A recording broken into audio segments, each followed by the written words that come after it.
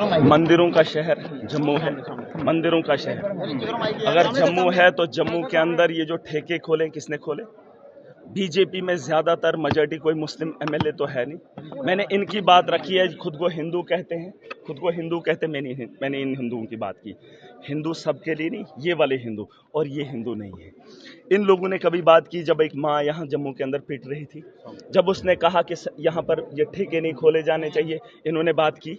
अगर ठेके खोले, हमारे नौजवानों को शराब के नशे की लत लगाई, तो क्या ये गवर्नमेंट का आंकड़ा सही है? आप मुझे बता दो, जब शराब बिक रहा था, 200 दुकानें थी, रेवेन्यू बढ़ रहा था, 2019 तक का जो आंकड़ा है उसमें बढ़ोतरी आपको देखने को मिलेगी। 2020 और 21 में या 19 में देखेंगे 2048 लाख, 1353 लाख, 1777 लाख, ठीक है। इसी तरीके से जब इनके पास बारी आती है 2024 और 25 का 1537 लाख रुपए का रेवेन्यू आता है। मुझे बताओ, अगर दुकानें बढ़ जाती हैं, कारोबार बढ़ता है? तो ये जब दुकानें इन्होंने बढ़ाई, 2019 के बाद लिक्वर पॉलिसी इन्होंने लाई, तो दुकानें इतनी बढ़ाई, गांव तक पहुंचाई, तो उसके बावजूद भी रेवेन्यू कहां गया? ब्लैक में स्मगलिंग हुई, पता कर लो। मुझे बहुत सारे लोगों ने कहा ब्लैक में बेची जा रही है, जिसका कोई भी रिकॉर्ड नहीं है। जब दुकानें इतनी हैं, बिक्री इतनी हो रही है, तो पैसा कहां है? उस पैसे का हिसाब मैंने कहा। एलजी के दौर में दुकानों को बेचा गया, 5% से कमीशन बढ़ाकर 20% पहुंचा दिया, लेकिन फिर भी गवर्नमेंट के खजाने में खाली क्यों है?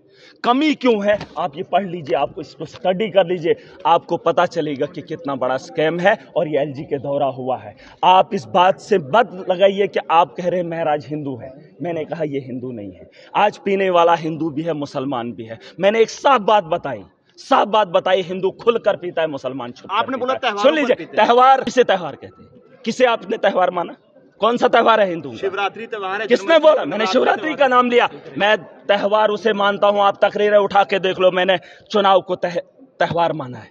यह हमारा त्योहार है, और इस चुनाव के अंदर शराब कितनी बिकी है यहाँ पर आपको अंदाजा होगा। नहीं, हिंदू इसलिए क्योंकि ये हिंदुओं का पक्ष लाख रहे। देखिए, आप मेरी बात सुनिए, आप सवाल कर लीजिए। आपने कहा कि हिंदू क्यों?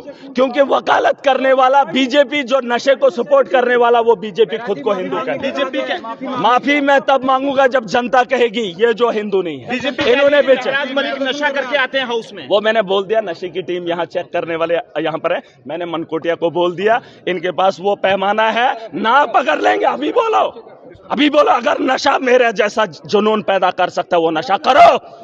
इनको इंसानों का नशा नहीं है। अरे अगर इनको नशा होता, आवाम की बेहतरी के बारे में सोचते। इनको जनता एलजी नहीं, आप क्या बोल रहे हैं? लूटने वाला एलजी होगा तो हाउस के अंदर बात नहीं। किसकी करो? महराज मलिक जी, जनता, अरे बताओ ना, एलजी के नहीं, रोल के हिसाब से मुझे यहाँ से निकाल दें। उसके दौर में ये घोटाला हुआ है, लाखों का मेरे पास स्कैम पूरा पड़ा हुआ है। लिक्विड स्कैम है ये, जहां से रेवेन्यू जनरेट करने की बात होनी थी। 300 से ज्यादा दुकानें खोली। आप मुझे बताओ, रेवेन्यू बढ़ना चाहिए था कि घाटे में जाना चाहिए? महाराज जी, इतनी बड़ी पार्टी के खिलाफ आप बोल रहे हैं, आपको डर नहीं लगता? महाराज जी, इतनी बड़ी पार्टी के खिलाफ आप बोल रहे हैं, क्या आपको डर नहीं लगता? महाराज जी, देखिए, डर किस बात है? सच बोलने में डर है क्या? देखिए, मैं फैक्ट्स पे बात करता हूँ। अगर मेरे पास सबूत नहीं होते, महाराज बात नहीं कर सकता। अगर ये फैक्ट सच नहीं है तो मुझे बताओ। अगर आप इसको पढ़ो, देखिए, ये आप इस पे टीआरपी के लिए मत चलिए।